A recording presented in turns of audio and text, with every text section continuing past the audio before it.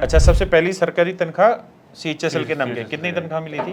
मैं वापस आया रात के 11 बजे 11:30 बजे, तो पता चला मुझे खाना भी नहीं मिला वहाँ। और वोडाफोन में क्या सैलरी थी तेरी? सर काफ़ी कम थी, कितनी? 25। और आप लोग 4-4 साल तक लगातार अपने काम में लगे रहे, तो कौन सी ऐसी चीज थी जिसकी वजह से ऐसा संभव हुआ? मेरे प्यारे बच्चों, आप सभी को नमस्कार। आज भगवान श्री कृष्ण से मिलवाने जा रहे हैं, नहीं, एक बच्चे से मिलवाने जा रहे हैं जो इस समय यूपी पुलिस में सब इंस्पेक्टर की पोस्ट पे कार्यरत है।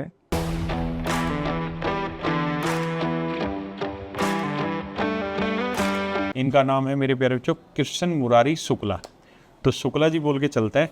तो ये बताओ शुक्ला जी रहने वाले कहाँ के हो? सर मैं लखीमपुर खीरी के एक गांव भीकमपुर का रहने वाला हूँ। अच्छा, तेरे गांव में कितने बच्चे सेलेक्ट हुए हैं यूपीएससी में? मेरे गांव से कोई सेलेक्ट नहीं हुआ है। इकलौते, पहला इकलौते। और सिपाही में? सर सिपाही में मेरी सबसे पहली जो सिलेक्शन हुआ मेरे गांव से वो मेरी सिस्टर है। अच्छा, वो सबसे पहली 2016 में वो हुई। उसके बाद में फिर एक और है, वो लड़की ही है। अच्छा, उनका हुआ। उसके बाद में तीसरा पुलिस में, मतलब पुलिस में पूरे गांव में तेरा ही हुआ। तो तेरे को यूपी सब इंस्पेक्टर की इंस्पिरेशन कहाँ से मिलनी कि करना है? सर मैं बचपन से देखता था, वो थोड़ा वर्दी जो काफ़ी अच्छी लगती थी देखने में, उसमें ग्रूम लगते हैं, एकदम फिट रहते हैं। तो और शुक्ला तो पंडित हुए ना? जी सर, बिल्कुल। तुम्हारे यहाँ जमीन वमीन होती कि नहीं होती पंडितों के? सर ज़मीनें हमारे यहाँ हैं काफ़ी, मतलब बहुत ज़्यादा तो नहीं है, लेकिन मीडियम में है ज़मीनें। तो मतलब पंडित का लड़का, हमारी हरियाणवी भाषा में कहे तो पंडित जी का छोरा मजबूत है और फिजिकल भी पढ़ा, और सिर्फ फिजिकल नहीं किया या यूपी सब इंस्पेक्टर नहीं किया, UPSI 2021 में इसका सिलेक्शन हुआ। इससे पहले ये SSC CHSL 2020 में गुजरात में काम कर रहा था। तो CHSL 2020 में गुजरात में काम किया या सिलेक्शन हुआ था? सर किया था। कितने दिन? सर ऑलमोस्ट 3 महीने किया था। 3 महीने। किस डिपार्टमेंट में था? Sir postal assistant. Postal assistant में। तो 3 महीने कुछ एक्सपीरियंस आया? सर बिल्कुल आया, काफ़ी अच्छा लगा वहाँ पे। और लैंग्वेज काम करके हिंदी है कि? सर वहाँ पे गुजराती चलती थी, ये लैंग्वेज का इशू रहता था थोड़ा। अच्छा, जैसे कभी कभी मुझे तो गुजराती आती नहीं थी, हालांकि थोड़ी बहुत मैंने सीख ली थी। हाँ, वो रहते हैं तो आ एक जाती महीने है। में ही आ गई थी। लेकिन फिर भी जैसे अगर कुछ मुझे करना है, उस पर सामने पब्लिक खड़ी है लाइन लगा के, तो मैं काफ़ी स्लो करता था। अच्छा, तो एक बार ऐसा हुआ, वो एक पब्लिक का आदमी वो बोलने लगे कि आप बहुत स्लो काम कर रहे हैं, ऐसे कैसे काम चलेगा, ऐसे तो काफ़ी लाइन लंबी हो जाएगी। तो मुझे थोड़ा सा ख़राब लगा, मतलब ये चिल्ला रहे हैं, ऐसे ऐसे हो रहा है, जॉब कर लेने के बाद इतनी मेहनत करके बाद जॉब लो, फिर उसके बाद में ये प्रॉब्लम सामने आ रही हैं। फिर मैंने उनसे कहा कि मैं हिंदी मीडियम से आता हूँ और मुझे आप लोग ये जो लेटर है ये इंग्लिश में लिख के नहीं लाते, गुजराती में लिख के लाते सारा। अब मुझे उससे समझना बड़ा भारी काम। वो मुझे समझना पड़ता है, उसलिए टाइम लगता है। तो फिर वो भी समझ गए, बोले ठीक है आप करिए आराम से। अच्छा, और कोई ऐसा इंसिडेंट जो तुझे इस CHSL गुजरात वाली जॉब में कुछ महसूस हुआ हो? सर ऐसा तो कुछ नहीं महसूस हुआ, बाकी स्टाफ वहाँ का काफ़ी अच्छा था। जैसे हमारे असिस्टेंट पोस्ट मास्टर थे, वो कुछ भी प्रॉब्लम होती थी तो वो तुरंत आ जाते थे मेरे पास। अच्छा। एक बार ऐसा हुआ था सर, मतलब कैश का थोड़ा वो हो गया था। क्या कम या ज़्यादा? जी मतलब कम पड़ गया था। शाम को जब मैंने कैश मैच किया तो उसमें 500 रुपये कम हो रहे थे। अच्छा, फिर मैंने उनसे बताया कि सर ऐसा ऐसा हो रहा है, वो मुझे तो अपनी ट्रेजरी में अपने पास से जमा करने पड़ेंगे। बोले आप वो पुराने बिल चेक करो सारे, हाँ, बिल में कहीं पे ऐसा कुछ हुआ है तो उसमें पकड़ में आ जाएगा, पता लग जाएगा कि कितने का बिल था, कितने जमा कर दिए। फिर मैंने देखा उसमें एक वो बिल था, तो वो 500 कुछ का था, 400 कुछ का था। उसमें मैंने 900 कुछ कर दिए थे। अच्छा, बात करते हुए वो कर दिया था।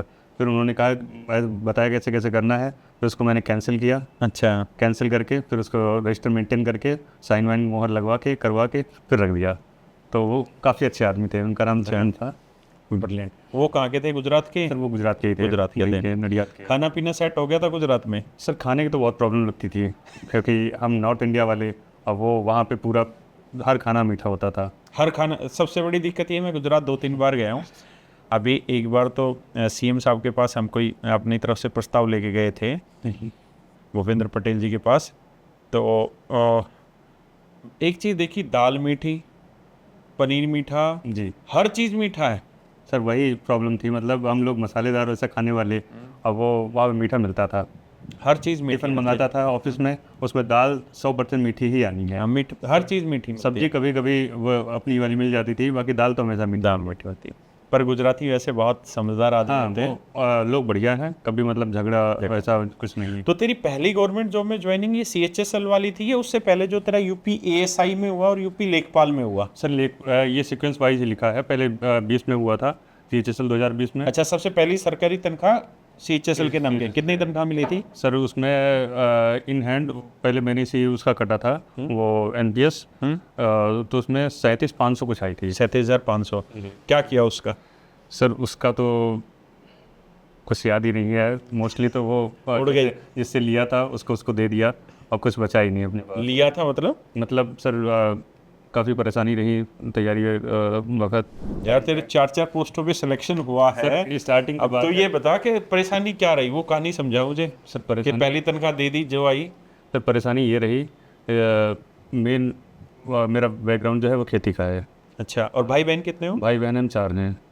अच्छा, 4 बहन 3 है, मैं अकेला हूँ। अच्छा, बड़ी होंगी 3? 2 सिस्टर बड़ी हैं, एक छोटी है। एक छोटे हैं। तो बड़ी वाली का भी पिछले साल उसे जॉब ज्वाइन करने से पहले उनकी शादी की थी, अच्छा, तो काफ़ी खर्चा हो गया। खर्चा भी लेना पड़ा। अच्छा, कर्जा भी लेना पड़ा। वो उसी हिसाब से फिर सामाजिक परिस्थितियों में डल आना पड़ा। वो सर बहुत प्रॉब्लम रही है। और पापा ने मतलब बहुत कस के मैनेज किया, अगर वो ना करते तो शायद मैं कुछ करता भी नहीं। और ये बात तुझे कब समझ आई कि पापा ने कस के मैनेज किया? सर ये बात तो मुझे बहुत पहले से पता है। मतलब पापा ने गांव से, मतलब ऐसा कोई था नहीं, पहले मुझे बीटेक कराया। अच्छा, उसी में मतलब हालांकि मेरा उसमें फी वेवर में हुआ था, फी वेवर कैटेगरी में जो कॉलेज की ट्यूशन फीस लगती है वो नहीं लगती। नहीं लगी। लेकिन यहाँ मैंने ग्रेटर नोएडा से किया, तो वहाँ पे भी काफ़ी एक्सपेंसिव रहते थे, जैसे हॉस्टल की फीस ही 75,000 थी। बिल्कुल। तो उस समय मतलब पापा बीमार भी हो गए थे 2011 में। तो उसी समय बीटेक स्टार्ट हुआ, तो फैमिली में मतलब खेती भी न कर पाना, इनकम सोर्स जो थे वो सब खत्म हो गए। खत्म होने। धीरे धीरे प्रॉब्लम और बढ़ती रही, मतलब पढ़ाई चल रही थी, सब पढ़ने वाले थे, बहनें भी पढ़ रही थी, तो वही सब प्रॉब्लम चलती रही। अब जाके अब जब जॉब अब लगी है, सिस्टर है, मैं हूँ, तब थोड़ा सा जो है सब। अच्छा, सिस्टर तेरा यूपी कांस्टेबल में हुआ है? ब्रिलियंट। तो जिन सिस्टर का हो उनकी शादी हो गई? नहीं, वो उनकी नहीं है, वो मेरे से तेरे से बड़े वाली? वो सबसे छोटी है, जो इसकी जॉब है वो अच्छा, सबसे वो छोटी। मुझसे भी छोटी है। ब्रिलियंट। हाँ, लेकिन ये है कि अब परिवार को सहारा मिला, लेकिन एक अच्छी चीज़ ये है कि तेरे फादर साहब ने उन सारी कठिन परिस्थितियों में भी पढ़ाना नहीं छोड़ा बच्चों लेकिन को। सर ये एक चीज़ गांव के लिए बहुत बड़ा प्रेरणा होता है वो।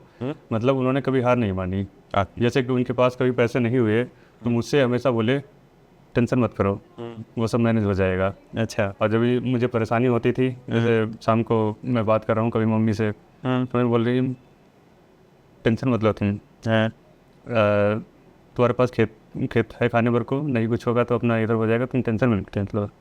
तो मतलब फैमिली से बहुत सपोर्ट रहा है, कभी भी किसी प्रकार की मतलब कोई टेंशन, कोई उनके पास तो रही, लेकिन वो आगे नहीं फॉरवर्ड की। मुझे कुछ जैसे प्रॉब्लम अगर कुछ हुई भी, वो आपने मुझे कभी नहीं बताया। मम्मी ने हल्का सा कुछ बताया भी, लेकिन पापा ने कभी नहीं कुछ नहीं कहा। लेकिन समझदार बेटा वही है जो बिना सुने समझ जाए चीज़ों को और महसूस करे, और वो बड़ा ज़रूरी है। और देखो, एक चीज़ हर बच्चे को ये समझनी चाहिए कि संघर्ष कितना बड़ा चीज़ होती है, ये आप शायद समझ नहीं पा रहे होंगे। इसके फादर शायद आप समझा भी ना पाएँ उस बात को, क्योंकि जो दर्द उन्होंने झेला होगा, जो संघर्ष उन्होंने झेला होगा, वो वही जानते हैं उसका दर्द। लेकिन उनके लिए एक सुकून की बात है। आखिर में कहता है ना कि आदमी तूफानों से भी लड़ लेता है, सब कुछ कर लेता है, अगर आखिर में उसको वो मंजिल मिल जाए ना, तो वो सारे कष्ट उसके लिए फिर कुछ भी नहीं रहते। इस बच्चे ने आखिर में अपने पिता का सपना पूरा किया, सरकारी नौकरी ली, सरकारी तनख्वाह घर में आई, और अब जैसा इसने कहा कि भाई जो तनख्वाह मिली वो कर्जे में उतारने में चली गई। आगे भी ऐसा हो रहा होगा कि अब जो ये तनख्वाह कमा रहा है उसे उतार रहा होगा या उतार देगा। लेकिन इसके फादर साहब का जो संघर्ष रहा ना, उसका परिणाम सुखद आया। तो आज इसके फादर साहब को शायद उस संघर्ष के कष्ट उतने नहीं महसूस हो रहे होंगे जितने उन्होंने झेले हैं।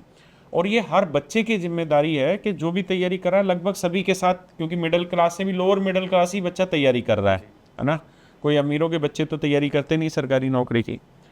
और हर बच्चे की जिम्मेदारी है कि माँ बाप जिस कठोर मेहनत से पैसा कमा रहे हैं, जिस मेहनत से वो पैसा लेके आ रहे हैं और आपको दे रहे हैं तैयारी करने को, उस पैसे को सदुपयोग करिए, उसका दुरुपयोग मत करिए। अपनी पूरी जी जान लगा के मेहनत करिए। अच्छा, तो ये बता कि जब तूने बीटेक करना स्टार्ट किया तो सरकारी नौकरी का पहली बार कब सोचा था? सर पहले तो कभी नहीं सोचा, अच्छा। पहले कभी नहीं सोचा। बीटेक हो गया, उसके बाद मैं वोडाफोन में गुजरात में चला, वो सॉरी राजस्थान में चला गया। अच्छा, वोडाफोन में नौकरी करना। हाँ सर, राजस्थान में मैं गया, वहाँ पे मतलब वही वो चाहता तो मैं तुरंत छोड़ देता कि मतलब अब नहीं करनी, ये सही नहीं हाँ, है। लेकिन तुझे फैमिली का लेकिन पीछे का बैकग्राउंड वो पता देखना था। था, तो वो देखते देखते थोड़ा टाइम हो गया, 2-3 साल हो गए करते करते, लेकिन वहाँ पे कोई ग्रोथ नहीं थी, ग्रोथ नहीं थी। जितना था उससे थोड़ा बहुत बढ़ा। फिर उसके बाद में पापा ने ही कहा कि ये जॉब छोड़ दो, अपना गवर्नमेंट में आओ। और गवर्नमेंट वोडाफोन में क्या सैलरी थी तेरी? सर काफ़ी कम थी, कितनी? 25। 25,000। वो लास्ट में जब छोड़ी तब तब हाँ, वो शुरुआत तो बहुत कम से हुई होगी। शुरुआत से वो तो और वहाँ रहना खाना बचता कुछ भी नहीं होगा, बहुत कम बचता है। टेलीकॉम की जॉब थी, तो साइट पे जाना पड़ता था इधर उधर, और राजस्थान की गर्मी वो बहुत प्रॉब्लम करती थी। बहुत प्रॉब्लम फेस करते थे। अच्छा, तो उसके बाद फिर फादर साहब ने कहा या तूने मन बनाया कि मुझे सरकारी नौकरी की तरफ जाना है, कैसे जाना है? वो स्टेट वहाँ से बता जर्नी। नहीं सर, वो मैं जब वहाँ पे काफ़ी परेशान रहने लगा, मतलब आखिरी 6 महीने को पकड़ के बता। हाँ। जॉब के 6 महीने पे। तो मैं परेशान हो गया काफ़ी, मतलब सुबह जाता शाम को आता। कभी कई बार ऐसा हुआ वो जॉब में रात में मैं 11-12 बजे वापस आ रहा हूँ। अच्छा। साइड वो थी, दूर पड़ गई। वहाँ पे राजस्थान में कई रिमोट एरियाज होते हैं, तो वहाँ पे साधन नहीं बहुत मिलते। दिक्कत होती है। वो वापस आए रात के 11 बजे 11:30 बजे, तो पता चला मुझे खाना भी नहीं मिला वहाँ। मतलब बाहर होटल वोटल थे तो वो सारे बंद हो चुके थे। अब जैसे आया रूम पे, अब इतनी रात में क्या किया जाए, तो कहीं बिस्किट रखा, बिस्किट खा लिया। नहीं तो खिचड़ी बनाई जल्दी से, वो खाया। तो बहुत ज़्यादा जब परेशान हो गया, तो ये मैं मतलब बातें पापा को बताता था, मतलब पापा दिक्कत है यहाँ पे, ग्रोथ तो है नहीं, पैसे बढ़ नहीं रहे हैं, या तो ऐसा करता हूँ इसको छोड़ देता हूँ, छोड़ के दूसरी मैं आईटी के लिए 6 महीना वो कोई कोर्स करता हूँ, जावा .NET वगैरह, तो इसको करके और फिर मैं आईटी सेक्टर में मूव कर जाता हूँ, वहाँ पे ग्रोथ है। पापा बोले कि जब ये छोड़ ही रहे हो तो फिर प्राइवेट करनी ही नहीं है। अच्छा। फिर उसके बाद में आप आओ, जो भी होगा देखा जाएगा, हम तैयारी करवाएंगे, तैयारी करो लेकिन मन से करना, अच्छे से, उसमें कुछ मत करना। उनका ठीक है पापा। फिर मैं, ये कौन से साल की बात है? ये सर 18 लास्ट लगभग 18 लास्ट की बात है। तो फिर वहाँ से अल्टीमेटली छोड़ने का मन बना लिया। फिर मैंने वो रिजाइन डाल दिया वहाँ पे, मैंने कहा मैं नहीं करूँगा। उसके बाद में फिर मैं वहाँ से लखनऊ गया। लखनऊ में इसलिए गया कि मेरी जो बहनें जो थी, जो कांस्टेबल थी, तब उसकी जॉब लगी नहीं थी, वो लखीमपुर में ही अपना पढ़ाई कर रही थी। मैंने सोचा मैं दिल्ली से आ जाऊँगा तो वो लोग नहीं आ पाएंगे, तो उनके लिए थोड़ा दिक्कत होगी। लखनऊ घर से पास पड़ता है, 140 किलोमीटर, तो वो भी साथ में रहेंगी तो उनका भी अच्छा रहेगा। हाँ, खर्चा लगभग खाने पीने का एक ही हो अच्छा मैनेज हो जाएगा, थोड़ा साथ में रहेंगे, पढ़ेंगे अच्छे से, पढ़ भी सही रहेगा। तो सब लोग वहाँ पे रहने चले गए। वहाँ पे एक 2 बहनें और एक आप, 3। हाँ 3 लोग। वहाँ पे एक कोचिंग थी, उसमें मैंने एडमिशन लिया। ऑफलाइन? हाँ ऑफलाइन। वो वहाँ से स्टार्ट किया। तो वहाँ पे पढ़ना शुरू किया। टीचर जो पता नहीं क्या हुआ उनमें, कुछ हुआ, सारे अलग अलग होकर चले गए। अच्छा। हाँ अच्छा, वो इंस्टीट्यूट ही ब्रेक हो गया। हाँ, वो कुछ ऐसा हुआ था, फिर चले गए। तो अभी अपने यहाँ संदीप शर्मा सर हैं। हाँ है। ये फिर गए वहाँ के प्लस में। तो इनसे वहाँ पे मैथ की कोचिंग ली, काफ़ी बढ़िया लगा, बढ़िया। फिर उसके बाद में फिर भी मुझे सर जो था, तब मैं मतलब पढ़ाई से काफ़ी दूर हट चुका था, तो समझने में थोड़ा टाइम लगा। मुझे लगता है मुझे समझ नहीं आता था कि ये मतलब कैसे क्वांट है, कैसे क्या है। तो कोचिंग होने के बाद भी थोड़ा अजीब लगता था। फिर उसके बाद में जब कॉन्फिडेंस जनरेट नहीं हुआ। फिर उसके बाद में जब आपकी बुक ली, आपसे पढ़ा। अच्छा, 7300 वाली। हाँ। तो ऑफलाइन पढ़े या ऑनलाइन? सर वो बुक आपकी जो थी वो क्लास नोट्स वाली। अच्छा, क्लास नोट्स वाली। हाँ, उसने काफ़ी हेल्प किया। तो उससे कुछ पल्ले पड़ता था क्लास नोट्स वाला? हाँ सर, पढ़ता था। उसकी मतलब बेसिक तो उधर थोड़ा बहुत तो कोचिंग से पता चल ही गया था। उसके बाद से इधर, और फिर उसके बाद जब आपके मैंने बैच लिए, अच्छा, फिर इससे काफ़ी बेनिफिट हुआ। तो तेरी जर्नी 18 से, और ऑनलाइन पढ़ा था या कैसे पढ़ा था हमसे? सर आपसे ऑनलाइन। ऑनलाइन कौन से साल की बात है ये? सर ये आपके बैच मैंने लॉकडाउन के समय लगभग लिया है। अच्छा, लॉकडाउन के टाइम पे। उसी टाइम से मेरे एग्ज़ाम निकलने स्टार्ट हुए। और तूने तैयारी 2018 के एंड से ही स्टार्ट की थी? जी। और कब तक करता रहा? सर अभी ये 22 तक मान लीजिए, क्योंकि 22 तक। बीच में सर कोरोना ने बहुत अफेक्ट किया। कैसे? सर उसमें गांव चला गया था वहाँ। अच्छा, तैयारी छोड़ के फिर गाँव चला गया। हाँ। क्योंकि वो घर वालों ने रुकने नहीं दिया, बोले नहीं घर ही आओ, अच्छा जो कुछ पढ़ना है वही घर में पढ़ो। हालांकि वो बैच लेके मैं पढ़ता रहा थोड़ा बहुत, लेकिन उतना नहीं, और रिदम नहीं बन पाती करने, रिदम नहीं बन पाई, इसीलिए सर सिलेक्शन में थोड़ा डिले भी हुआ। डिले हुआ। तो तेरा 2018 एंड से तूने तैयारी शुरू की, पहली सरकारी नौकरी खुशखबरी कब मिली, कौन सी तारीख थी, कौन से साल में? सर वो तारीख तो नहीं याद है, लेकिन ये 23 मई मिली है। 2023 में कौन से महीने? फाइनल मतलब जो सब बिल्कुल फाइनल हुआ था, बिल्कुल फाइनल, वो मुझे 8 मार्च को पता चला था ये पोस्ट ऑफिस में ज्वाइनिंग है। 8 मार्च 2023 को। हालांकि प्रोसेस तो काफ़ी पहले ही, रिजल्ट सब कुछ आ चुका था। ये काफ़ी आप जानते हैं मतलब पहले एसएससी कितना डिले करती थी, तो सिलेक्शन तो हो जाता अगर टाइमली ये सब हुआ होता। लेकिन अल्टीमेटली 8 मार्च 2023 तक, 2018 से 2023 तक का तूने इंतज़ार किया और तब जाके वो खुशखबरी का लम्हा आया। अच्छा, तू एक चीज़ मुझे बता, फिर तू अपनी बातें भी बताइयो, और कि तूने जो ये जर्नी जी, तो नए बच्चे जो इस समय तैयारी कर रहे हैं और तुझे और मुझे देख रहे हैं इस वीडियो के थ्रू, उनको तू कौन सी ऐसी चीज़ कहना चाहेगा कि भाई ये गलतियाँ मुझसे हुई है, ये गलतियाँ आप मत करना, और या ये मेरी खूबियाँ थी, ये आप ज़रूर अपनाना? दोनों चीज़ें मुझे बता कि तूने कौन कौन सी ऐसी गलतियाँ की जो इतना लंबा समय लगा, और कौन कौन सी तेरी ऐसी खूबी थी कि इतने लंबे समय तक तू कंटिन्यू रह पाया? सर गलती तो मेरी ये रही, मेन गलती जो रही वो मतलब स्टार्टिंग में एकदम पूरा मन न लगाना। मन नहीं लगा, ये मतलब पूरा अपना फुल एफर्ट ना डालना। वो जैसे शुरुआत में आया, मैंने आपसे बताया था कि मतलब शुरुआत में मन नहीं लगता था, उसके बाद में धीरे धीरे जो हुआ कि हाँ ये अब मुझे ये चीज़ें समझ में आने लगी। तो फिर जैसे आपसे सही गाइडेंस मिलना, सही अच्छी तरीके चीज़ों को पकड़ना, तो जब आपका बैच लिया फिर उसके बाद में आपसे जब इंटरेक्शन हुआ तब मुझे लगा मतलब समझ में भी अच्छी तरीके से आया और फिर पढ़ने भी लगा। लेकिन मैं ये कहना चाहूँगा सर, मतलब जो भी अब तैयारी कर रहा है तो वो फालतू की चीज़ों में बिल्कुल टाइम वेस्ट ना करे। बिल्कुल मतलब ये ना सोचे कि कहाँ से करूँ, क्या करूँ।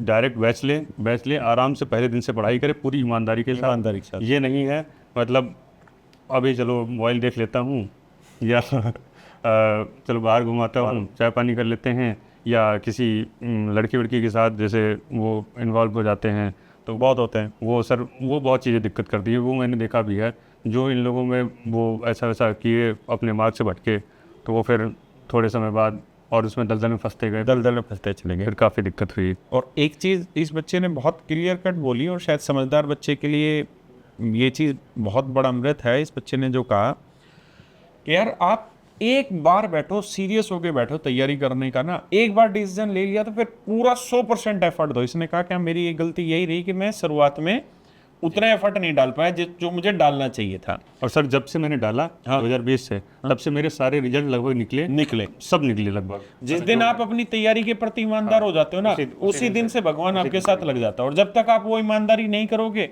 तब तक आप ऐसे ही भटकते रहते हैं। और ये बात बिल्कुल 16 आने सच है।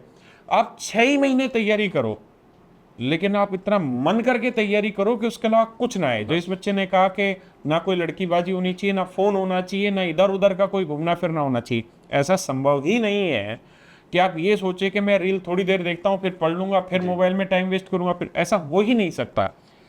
बेटर तरीका एक ही है, इन चीज़ों से निजात पाओ। एक जगह टारगेट अपना सेट करो, मुझे ऐसे पढ़ना है, इस तरीके से पढ़ना है, और फिर कंटिन्यू मेहनत करो। देखो 5-5 साल इन बच्चों ने संघर्ष किया है, तब जाके आज इनके पास 4-4, 5-5 सिलेक्शन है। और इस समय यूपी सब इंस्पेक्टर पोस्ट पे सिलेक्शन है। कहाँ पे अभी तेरी पोस्टिंग? सर सिक्योरिटी हेडक्वार्टर कहाँ पे? ये लखनऊ में इसकी पोस्टिंग है, यूपी सब इंस्पेक्टर। तो ये 5 साल का संघर्ष बहुत बड़ा होता है, और पता नहीं अनेकों ऐसे कितने लाखों बच्चे हैं जिन्होंने सिलेक्शन ली, और सबकी ऐसी ही कहानियां हैं। लेकिन इन्होंने जो एक अच्छी चीज़ कही उसको ज़रूर पकड़िए, पहले दिन से ईमानदारी से लगिए, और जितने भी भटकाव के रास्ते हैं कोशिश करिए इनसे दूर हुआ जाए, इनको बंद किया जाए। क्योंकि जब जब आप ये डिस्ट्रैक्शन हटा देंगे ना, तब तक आप अपने सिलेक्शन के करीब जाएंगे। इस बच्चे ने एक शब्द कहा कि मैंने 2020 से ईमानदारी से पढ़ना शुरू किया, और उसके बाद से सरकारी नौकरी के रिजल्ट निकलने शुरू हो गए। ईमानदार होना बहुत जरूरी। किसी का भी उसके बाद किसी का ऐसा प्री नहीं हुआ जो ना निकला हो। अच्छा, मुझे एक चीज़ ये बता कि 5 साल जो तेरा टाइम गया, 5 साल या 4 साल कह लें हम, उसमें तू लगातार लगा रहा, भाई अधमने मन से भी लगा रहा लेकिन लगा रहा। जी। तो कौन सी ऐसी तेरे अंदर खूबी थी या कौन सी ऐसी चीजें तुझे लगी कि तू लगातार लगा रहा 5 साल 4 साल, जो आज के टाइम में बच्चे में पेशेंस नहीं है। आज के टाइम में हालत ये हो गई, बच्चा रील देख देख के इतना पागल हो चुका है, वो आधे घंटे किसी का लेक्चर नहीं देख सकता, और आप लोग 4-4 साल तक लगातार अपने काम में लगे रहे। तो कौन सी ऐसी चीज़ थी जिसकी वजह से ऐसा संभव हुआ? सर ऐसा यही इसीलिए संभव हुआ, घर वालों की कंडीशन, और दूसरा मैं प्राइवेट जॉब छोड़ के आया था। छोड़ के ये दिमाग में बहुत आता था कि मतलब प्राइवेट जॉब कैसी है, कैसे करते हैं उसे, तो वो मेरे पास एक्सपीरियंस था। वो करना, दोबारा जाके वो करना बहुत मुश्किल था। तो और वो ये पापा को भी देखता था। दूसरी बात ये आसपास के जो समाज है वो क्या कहेगा, क्या कहें, वो मतलब जीने नहीं देगा। जीने नहीं अगर वापस आ गया, लड़का तैयारी करने गया था, वापस आया बिना कुछ लिए, फिर बहुत प्रॉब्लम्स है। फिर घर वालों के लिए, खुद के लिए बहुत ज़्यादा। सब बहुत कहते हैं कि मतलब वो गए थे, वो ये हो गया, गलत एग्जाम्पल सेट हो जाता है। अगर आप वो सिलेक्शन लेके आते हैं तो एक बहुत ही सुंदर, बहुत बढ़िया एग्जाम्पल सेट होता है। और वो एक गांव में उदाहरण दिया जाएगा, उनके पापा ने या फला आदमी ने ऐसी जिले तक में भी उदाहरण दिया जाता है, और आप खुद सोच के देखिए, ऐसी मेहनत की तो उनके पास आज सफलता है। तो 10 लोग और तैयार होते हैं कि हम भी इन पे, अपने बच्चों पे इन्वेस्ट करेंगे कुछ। हम और कहने वालों का कुछ कर नहीं सकते। अगर किसी का बच्चा, कोई पेरेंट्स है और उसने बड़ी ईमानदारी से मेहनत की लेकिन उसका बच्चा कामयाब नहीं हुआ, तो आखिर में लोग उस पेरेंट्स में कहीं ना कहीं उंगली उठाएंगे। आज इसने सिलेक्शन लिया अपने गांव में, पहला इकलौता बच्चा है जो यूपी सब इंस्पेक्टर में जिसका सिलेक्शन हुआ, पहला बच्चा। अगर इसका सिलेक्शन नहीं होता तो पता नहीं कितने ऐसे पेरेंट्स होते जो ऐसा स्टेप जो इसके पेरेंट्स ने उठाया वो ऐसा स्टेप कभी नहीं उठाते। लेकिन इसने सिलेक्शन लिया तो पता नहीं कितने पेरेंट्स को इसने मोटिवेट किया होगा, और वो इस चीज़ में अब आगे बढ़ रहे होंगे, अपने बच्चों को मौका दे रहे होंगे। और पेरेंट्स के लिए भी एक बहुत बड़ा सबक है। देखिए, इसके फादर साहब गांव देहात के रहने वाले हैं, इतनी बड़ी जिम्मेदारी है, लेकिन फिर भी एक ही चीज़ पकड़ के चले कि तुम करो, तैयारी करो, तुम पढ़ो, तुम आगे बढ़ो। देखिए, आज का टाइम इतना टफ है कंपटीशन का कि हमें कहीं ना कहीं ये समझना होगा कि अब वो चीज़ नहीं है कि तुरंत सिलेक्शन हो जाएगा। संघर्ष बहुत बड़ा है, और उस संघर्ष में आज के टाइम में कोई खड़ा हो सकता है ना तो पेरेंट्स ही है, और खासकर पिता का रोल बहुत बड़ा है। पिता अगर खड़ा नहीं होगा ना उस संघर्ष के दौर में बच्चे के साथ, तो शायद बच्चा टूट जाएगा। और बहुत बड़ी चीज़ है कि ये बच्चे 4-4 साल तक तैयारी करते रहे और यूपी सब इंस्पेक्टर में सिलेक्शन लिया, CHSL 2020 में सिलेक्शन लिया, यूपी लेखपाल में सिलेक्शन लिया, यूपी ASI में सिलेक्शन लिया। और जो इस बच्चे ने कहा कि 2020 से मैंने मन करके ईमानदारी से तैयारी शुरू की थी, उसके बाद कोई ऐसा एग्ज़ाम नहीं था जो मेरा नहीं निकला था, मैंने हर एग्ज़ाम की प्री क्वालिफाई की। अच्छा, कोई और चीज़ ऐसी बताना चाह रहा हो भाई मुरारी साहब, शुक्ला जी, जो तुझे इस पूरी जर्नी में तुझे महसूस हुई कि बच्चे ये गलतियां करते हैं पढ़ते वक्त और इन चीज़ों को इस तरह से टैकल करना चाहिए? जैसे मैथ की ही बात करते हैं, एक जो सबसे बड़ा उदाहरण है भटकाव वाला, आज रील इसकी देखी इधर शिफ्ट, कल रील इसकी देखी उधर शिफ्ट, उसकी देखी उधर शिफ्ट। वो भटकाव से कैसे बचे? क्योंकि तू परफेक्ट एग्जाम्पल है, भटक के आया था। जी सर, ये सर भटकाव तो होता है, मतलब दिमाग गलत चीज़ों पे, मतलब इधर उधर दिमाग जो है शांति से पढ़ना नहीं चाहता, बाकी सारे काम करना चाहता है। लेकिन उससे हमें बचना है, उसको ज़बरदस्ती दाब के रखना है दिमाग को, नहीं हमें यही करना है। ज़बरदस्ती बार बार अपने दिमाग को समझाना है कि नहीं हमें ये करना है। जैसे दिमाग में जाता है कि अब मैं रील देख लेता हूँ, तो रुक जा, अभी थोड़ी देर में देखेंगे। मैं क्रिस्टियानो रोनाल्डो का एक इंटरव्यू सुन रहा था, तो उसमें मैं उसकी बात सुन रहा था कि रोज रोज जाना, जिम में जाना, रोज रोज एक्सरसाइज करना, रोज रोज ग्राउंड में उतरना ना बहुत टफ काम है, और कोई भी नहीं चाहता वो काम करना, रोज को वो काम करना। लेकिन कहता है कि केवल और केवल एक ही चीज है जो उसको कराती है, और वो है माइंड। अगर मैं माइंड से तैयार हूं तो मैं उस काम को कर लूंगा, और अगर वो माइंड से तैयार नहीं हूं तो वो काम नहीं होगा, इम्पॉसिबल है बोले वो काम करना। कहता है कि खिलाड़ी के लिए ना शरीर तैयार नहीं करना होता, उसको दिमाग तैयार करना होता है। अगर माइंड एक बार तैयार हो गया ना हर चीज के लिए, तो फिर निकाल लेगा। वही इस बच्चे की कहानी है कि माइंड एक बार तैयार हो गया तो फिर सब कुछ आगे निकल जाएगा। और माइंड से आपने अपने आप को रेडी कर दिया, मुझे मेहनत करना है और आगे बढ़ना है, तो आपके लिए जीवन के सारे रास्ते खुले रहेंगे। और कुछ बताना चाहे GS वगैरह जैसे सब्जेक्ट के बारे में? तो सर GS के बारे में मैं यही कहना चाहूँगा, मतलब आपको पढ़ना है। आप इनिशियली किसी का बैच ले लीजिए जैसे करियर विल के ही हैं वो अभिषेक सुमन सर, अभिषेक सुमन, और काफ़ी बहुत अच्छा पढ़ाते हैं, मैंने उनसे भी पढ़ा है। तो आप उनसे लेके एक बार बैच उनके पूरे नोट्स बनाइए, नोट्स बनाने के बाद उनको रिवाइज करिए, फिर आप देखिए कि सारी चीज़ें तो जीएस में कवर नहीं हो सकती, नहीं हो सकती, कुछ छूट ही जाती हैं। तो आप ऐसा नहीं है कि मतलब उतने नोट्स बनाए उतने ही पढ़ लिए, उतने पढ़ लिए। सफिशिएंट नहीं होगा।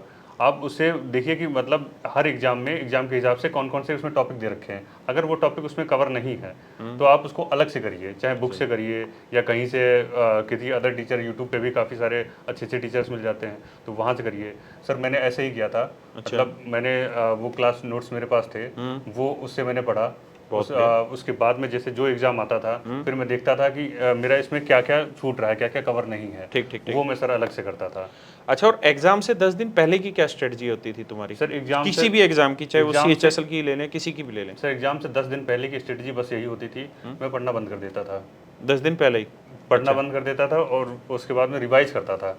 अच्छा, मतलब नया नहीं, कुछ नया नहीं नहीं पढ़ता था, जो है बस उसी जो है को, बस उसी को पढ़ता था। उसी पे जैसे विश्वास करो। जैसे मैथ है, मैथ में देखा एक फॉर्मूले देख लिए, कहीं कुछ स्किप तो नहीं हो रहा है, और जो भी जैसे मैथ भी थी तो उसमें मेन पलट लिया कि अगर मोटी मोटी चीज़ जैसे कुछ अगर मेंस्ट्रुएशन है तो मेंस्ट्रुएशन में कुछ ऐसा तो नहीं है कि मतलब कोई भूल गया माइनर है। चीज़ वो निकल रही है दिमाग से, तो सब ऐसे पलट लेना जल्द 10 दिन में यही सब हो सकता है। 10 दिन में यही हो सकता है, जेन्युइन बात है।